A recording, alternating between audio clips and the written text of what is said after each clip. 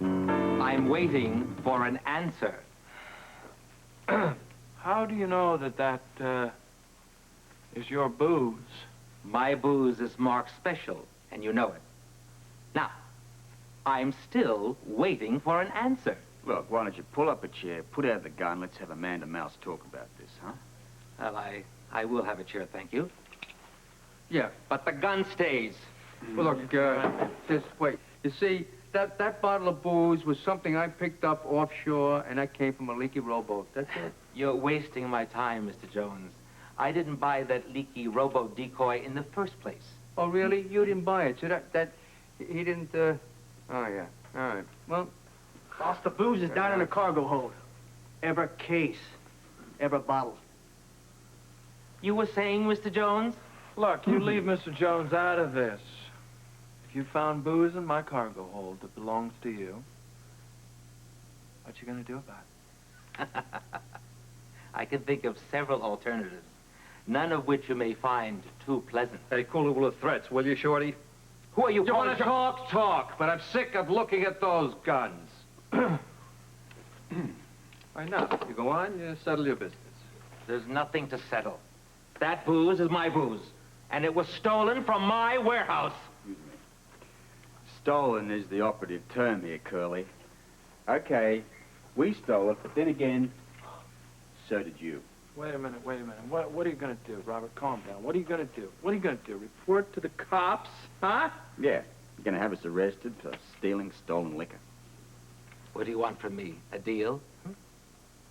I believe we've already made one. No way. No way. Listen to me. Yes, there was a raid made on your booze by me and my friends. And yes, we do have it in my cargo hold. So what are you going to do about it? We are not going to be intimidated. Do you understand? Learn from this, Mouse, that Luke and I will buy our liquor from whomever we choose. Now, you want to give us a good price? You've got 2 customers. If not, well, that's going to be your loss, pal. And judging from what you've been asking for your prices so far, I would say that you're not going to get much business here. It's your club, and it's your necks on the line. Now, I want my booze back. If you get manners like that. Emily Post would be abhorred. You see, we've decided to hang on to your liquor. Call it a belated housewarming present, or maybe a goodwill gesture. What? You and the boys. What? Yeah. Well, I'm not gonna forget this very easily. Oh, you'll forget it, all right. You'll forget it so easily that maybe we'll even try to forget the thousands of stolen cases of booze that you have stashed. You know, the police don't know about that. They might ask, though. You wouldn't. We would. Now, do you want to get the other little rodents off my boat, Mr. Mouse? Don't come back, either, okay?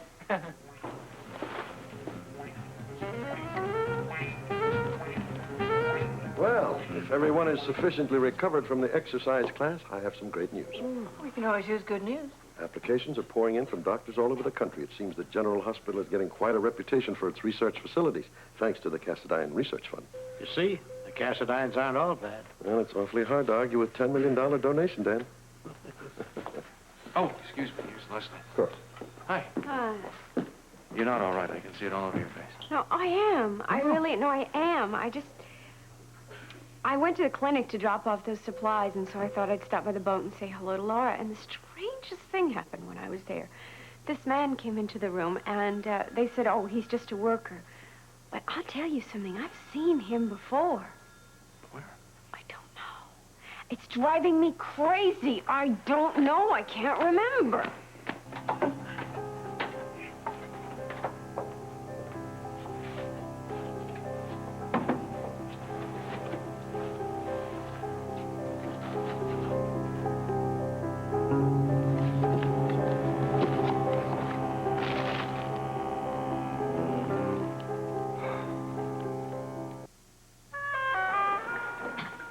Good day, Mr. Quartermaine. Good. Did you say good? Think again, young man. I take it things aren't going your way.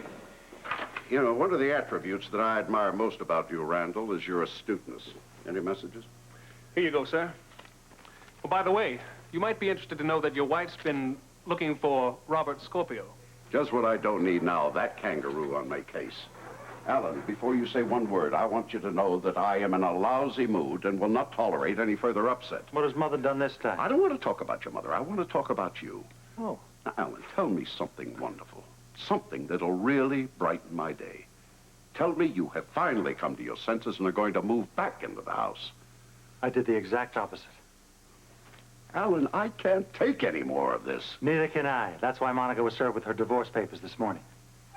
Excuse me. Well, I don't believe it. I just don't believe that you really want this divorce. And I can't believe you're finding this so hard to accept.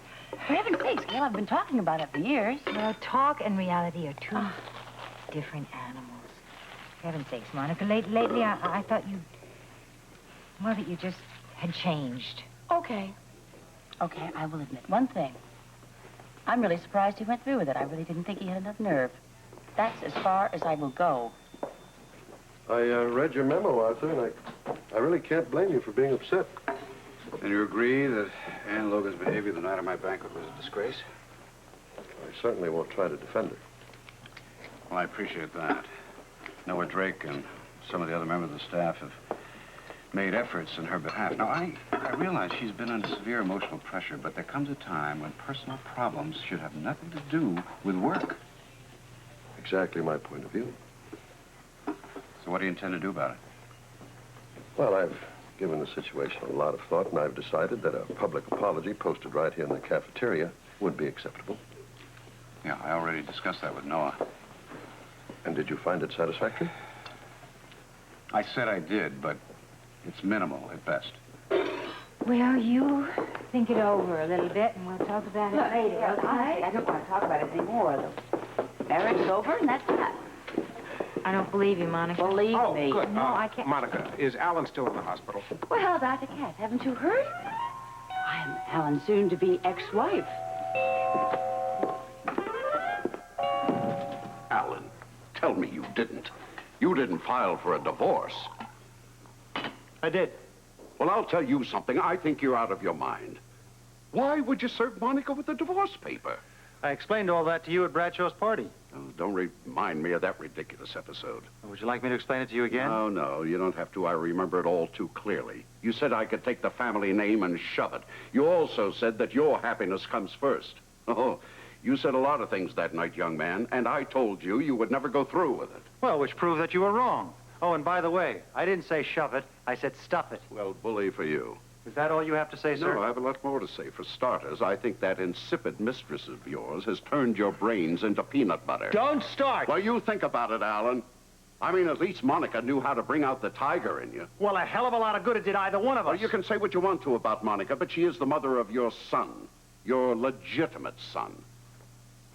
Now, tell me, what have you decided to do about that grandson of mine? I intend to get partial custody of him.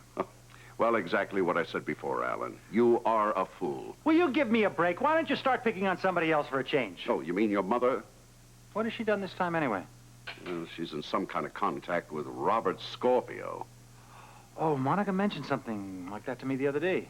Did she tell you why? No, neither of us had the foggiest notion. Well, I've got to get to the bottom of this. Well, why don't you go to the source? I can't call Robert Scorpio and ask him. No, I'm not talking about Scorpio. Why don't you go to Mother? Go home and ask her. Oh, just like that, huh? Just like that. And I will accompany you, and I will charm her, and she'll tell us anything we want to know.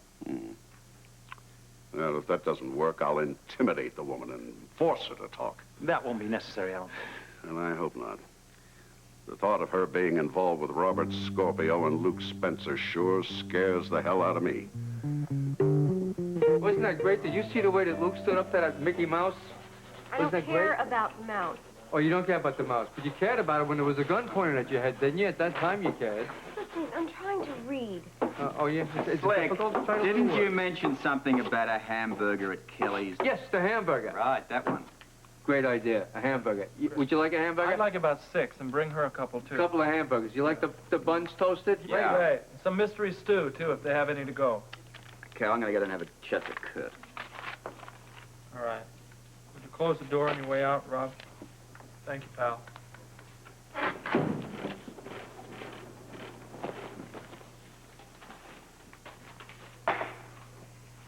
Oh, baby. I'm sorry about that. About what? Slick or the mouse? The mouse, Slick, Robert, the hamburgers, the mystery stew, everything. I mean, it just seems like, I don't know. Everything we had planned just kind of ran amok, didn't it? What do you mean? I mean that we gotta get this thing together. We're too much of a team to let this happen. I love you. How come you always know the right thing to say?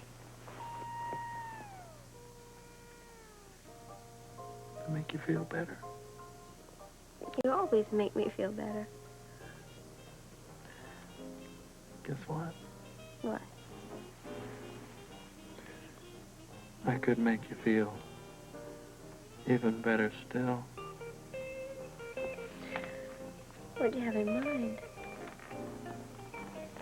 Oh. Come on back to the stateroom and let's have a little nappy poo. Oh, a nappy poo. Yeah, well, you never know what's going to develop.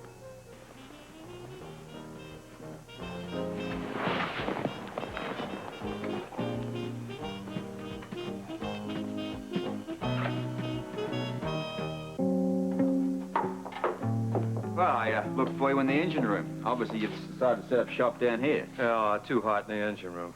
You mind? Forget it. So, what's up? Oh, not a lot. I just got to thinking about it, Riley. Oh, yeah. You two were really close. Yeah, she mentioned it? No, she didn't have to. I could see it in her eyes every time she referred to Sonny. Sonny. Yeah, she saved my life in Rio. Rio? I thought it was Cairo. You're right. Yeah, you are right. You know, she never suspected those people were double agents. No, but you set her straight. Yeah, I guess we've all been fooled a time or two by double agents. Not anymore. Hung up my hat in that game.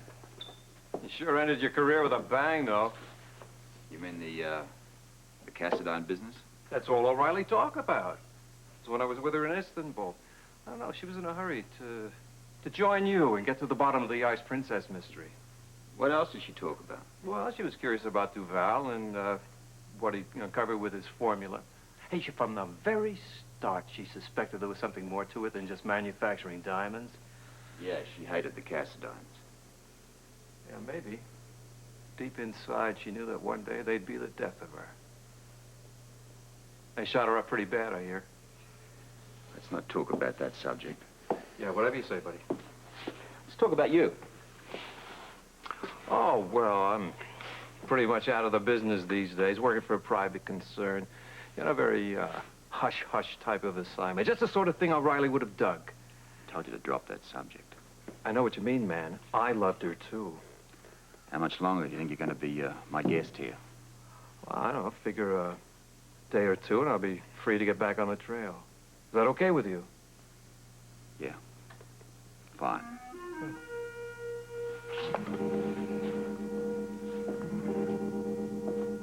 My goodness, Mr. Quartermaine, Dr. What in the world are you doing here in the middle of the day? I don't believe this. As if dealing with Lila and Monica weren't enough. Now I have to answer to you, too, huh? Oh, I'm terribly sorry. Never mind, Stella. Ah, there you are, Lila. Oh, Edward. Oh, and Ellen, too. How lovely. What are you doing? Oh, just going through my address book, dear.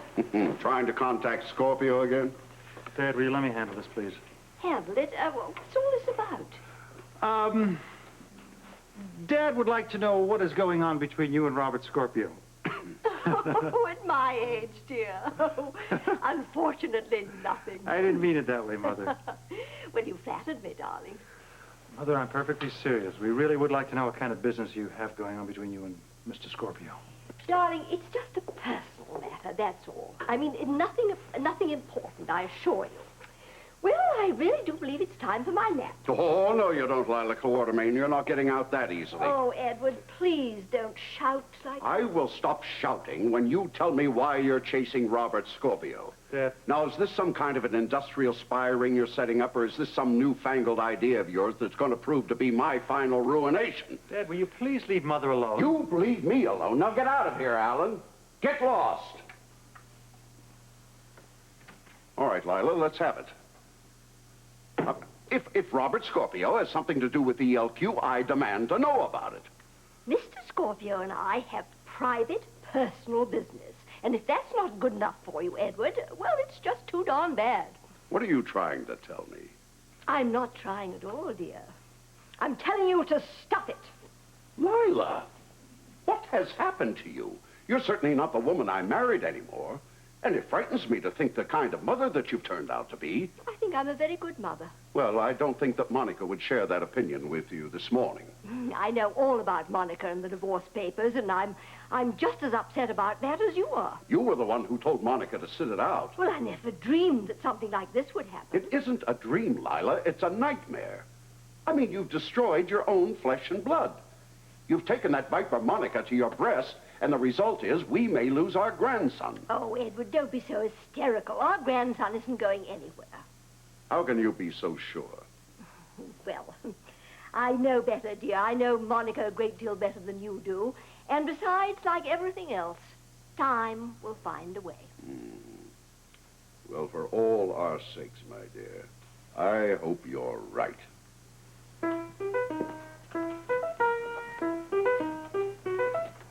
Mrs. Quartermaine, I couldn't help it over here.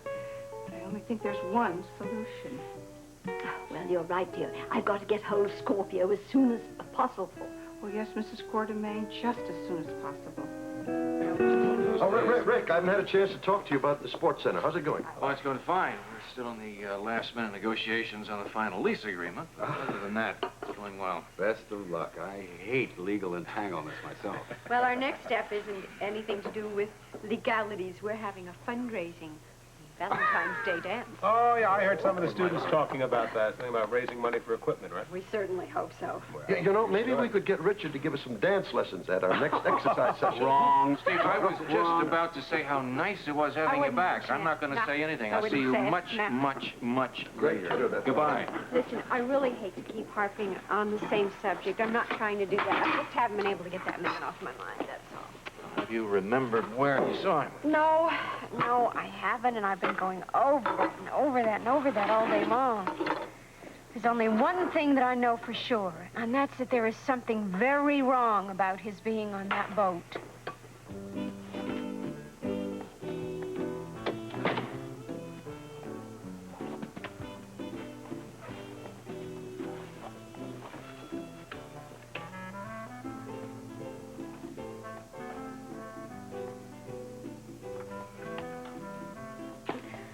Don't look now, but I think you're staring at me. Comes with the marriage dinner. What does? The groom staring at the bride, watching her put on the goo. It's one of the great mysteries of married life. There are others. Oh, the sock is dirty. Yeah, and they're the fun ones, too. Sorry to interrupt. You're sorry. I thought you might like to hear some news. Well, what? What happened? Well, you can resume your siesta with a much lighter heart. Why? What'd you find out? This guy's what he says he is. You give him the 3rd degree? I asked him certain questions about O'Reilly, and he came back with the right answers. Oh, that's good news. Well, have fun for the rest of the afternoon. I'll see if I can find you pizza. All right. That's right. We never did get anything to eat, did we? What don't you ever think about? Eating. Well, it's all you ever think about is Kurt Maxwell. I did think he was a Cassadine spy. Please, no more talk about Cassadine spies. All right. Tell you what, make you a deal. We won't talk about the Cassadines. We won't talk about anything. We will, we'll just be angelically silent until you go off to New York. You know, I could be gone as long as a week this time. I know. Why don't we send you off glowing? Oh, well. Looks like it could be a good day out.